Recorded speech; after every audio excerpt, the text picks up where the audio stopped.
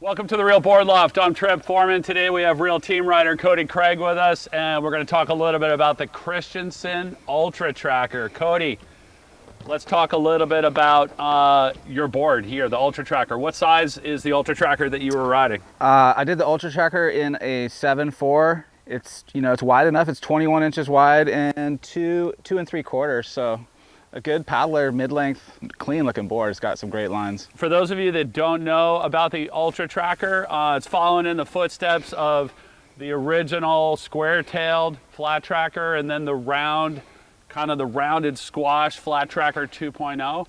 The Ultra Tracker follows along the lines of Chris's snowboards. He always has like a model name, and then he'll have an Ultra version of that model name. And the Ultra is a little bit more fine-tuned, more performance, more kind of bladed out. Yeah, more bladed out, and more for the advanced rider or surfer. Rider for snowboarding or surfer for the surfboards. But originally, when Chris was releasing the Ultra Tracker, he was releasing it as a higher performance version of the Flat Tracker 2.0, thinking that both were going to remain in the line.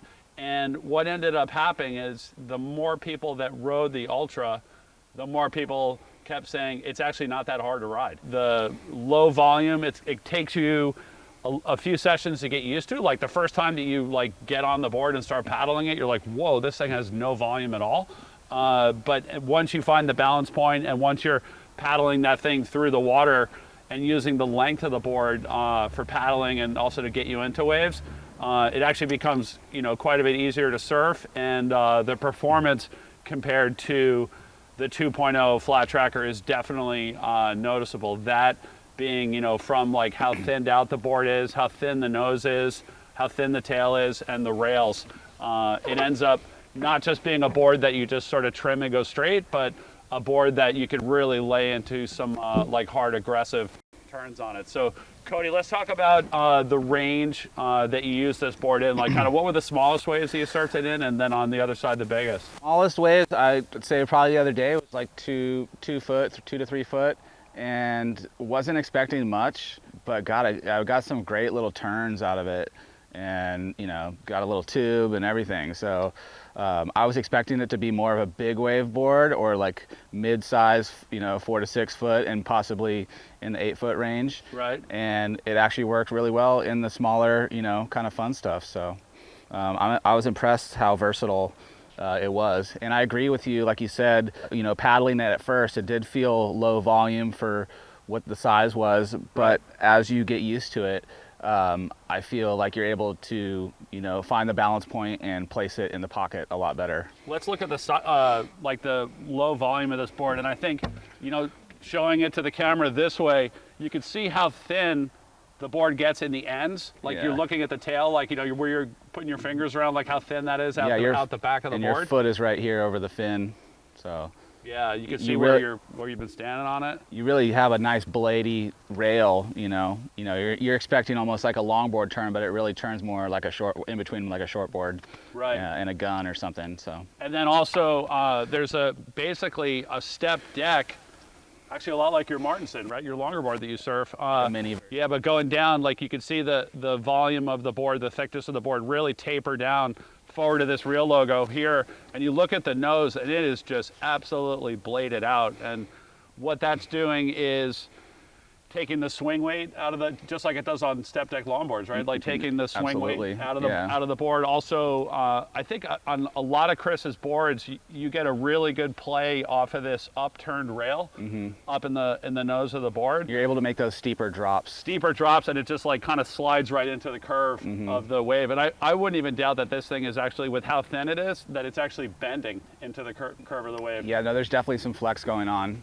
When you need it to. When you need it to, yeah, on the drops. In turns. So the next thing on this board is sizing it. I remember originally when we got these in, I handed you like a 7.0 and a 7.2, and you kind of put them on your arm, and you're like, no, this is way too small. Yeah, definitely the smaller version seemed small to me. I'm about 200 pounds, maybe 190. I just wanted a little more beef. So it's just a personal choice. I think you're riding a smaller one, 7.2 maybe. No, this is a 7.6. 7.6. Oh, okay. Yeah. Coming from a longboard background, and riding more volume, thicker boards in general, I choose to ride, you know, a little bit bigger, just for paddle power and wave catching ability. I think it kind of it was dialed in perfect, you know. And I think that's something at the shop that we see a lot of people having a hard time adjusting to. Like, they'll want to compare their mid-length size to their shortboard size, you know? Yeah. And so, like, they'll be like, oh, I want a 6'10",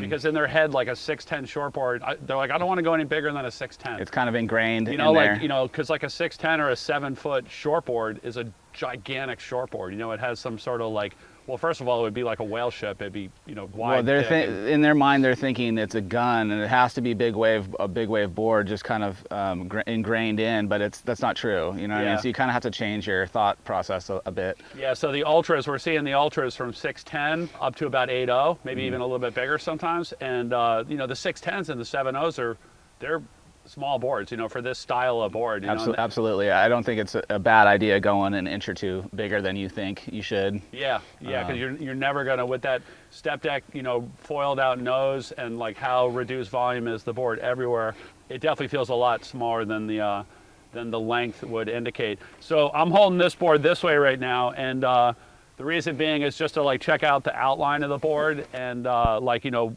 70s like wide point forward, obviously way more modern shape and foil on the board than what they were doing back then. But I think that's what catches a lot of people at the beginning is just the outline of the board. And Ryan Ski, and he literally jumped off his board and swam over to this thing and started like grabbing it and hugging it and yelling. And he's like, this is the one, this is the one. Just because he saw the outline and everything. And it's clean. Yeah, he's into like vintage, vintage single fins. It's got that retro look, but a more modern feel, you know, in the water. So yeah. You know, lengthwise, like I went 7.6 primarily just because I wanted to have a good baseline to compare it to my original, like OG Flat Tracker 7.6, and then the 2.0 7.6. And this one's what? This one's thinner, or a little more thinned out, or? No, compared to the 2.0, it's way more thinned out. Way more thinned out in the nose and the tail. The rails are a lot more foiled. You know, it's got a lot more of a almost like a hull shape up forward. You know, like just to roll off of. Belly. You know, I was kind of torn because initially, like I felt I almost should have went bigger than it because of how low the volume was. But then once I adjusted to that lower volume, I almost felt the other way, like I could have gone even smaller, because then you start like tapping into the performance side of the board, and then you want to start turning it harder and harder. Yes. Because the board can. Yeah. You know, and then you're imagining yourself like, hey man, maybe I could go smaller on this thing. But I think all around, like, I'm really happy at my size and the surfing that I do with a 7.6, like, because it's just, I could take this board and go on a trip and like kind of surf it in anything. I was going to say that, going on a trip, this would be a perfect board for Puerto Rico or somewhere like that in the Caribbean in the in the winter here,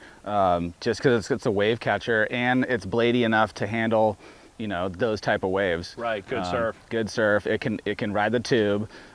You can surf bigger waves and do some turns. Throw this thing, and that's what I was doing. I mean, I was surfing this board a lot as my only board, and just sort of going to the beach blind and just surfing. The next thing we'll talk about is the fin. Both Cody and I, you know, in the 7.4 and the 7.6, we're using the FCS Christenson 8-inch fin, and it's a Connect system fin, which is a toolless fin that pops out.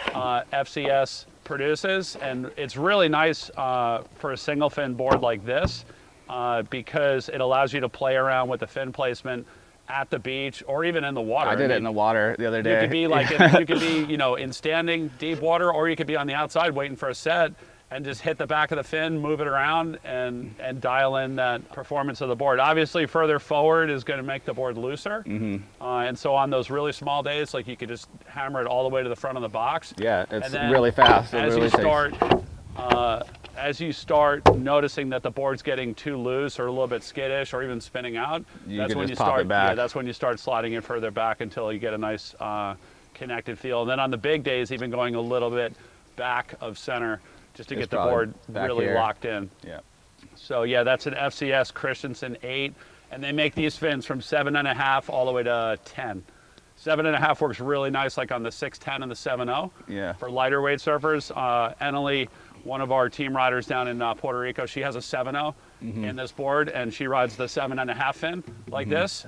She's riding it on a lot of the beaches around a lot of the breaks around the northwest corner of Puerto Rico. And but yeah, the 8-inch is kind of seems to be the go-to for all the like kind of mid-7. Yeah, it seems like the perfect fin for the board. I don't think I'd really want anything over 9 or 10. No, no. And I mean, I've always found Chris's boards like you don't want to over fin them. Like some boards like big fins. Sure. But his boards, like if you go with too big of a fin, it tends to make the board like a little bit grabby and a little bit more critical. Like you're almost like with his boards, I found like you're really searching for like that neutral feel. Yeah, absolutely. Like just something that allows the board to kind of glide its way into the wave and bend into the slide into that curve of the wave and catch. Absolutely. So yeah, this is again the FCS Connect Christenson 8-inch fin. And then I would say, for the Christenson fans out there, like that are looking at this board and want to like, hey, where does this thing fit into my quiver? It's sort of if you're looking at the boards that are out there, like obviously a lot of people have C buckets. A lot of people had the original flat tracker. A lot of people now have the Huntsman. This board kind of goes in the middle, in between those two boards, between the Huntsman and the C bucket. It's more of an all-rounder, more of like you could ride it on smaller days. You could, like what you're saying, ride it in tubes, and you could also ride it on bigger days as well. So it's kind of covering the range of all those. Yeah. Just to have like one mid-length and then also have it be really performance oriented for a mid-length, something you can really get on rail. Awesome, Cody. So any other comments on this board?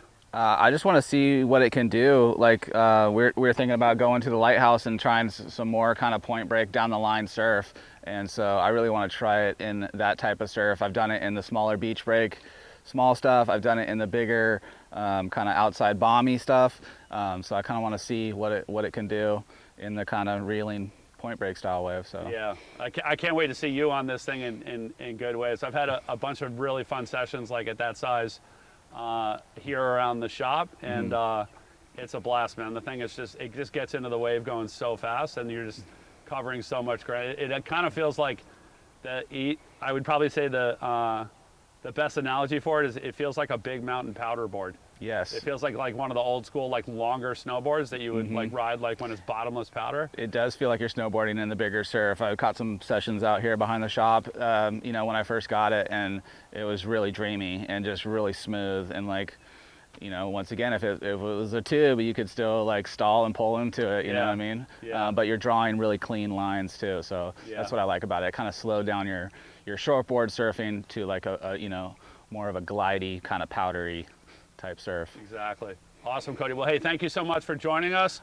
The Christenson Ultra Tracker. If any of you out there have any questions on the Ultra Tracker or would like to place an order, either for a board that we have in stock or a custom order, you can always give us a call at the shop, 252-987-6000, or look us up online, realwatersports.com/surfing. Thanks for tuning in.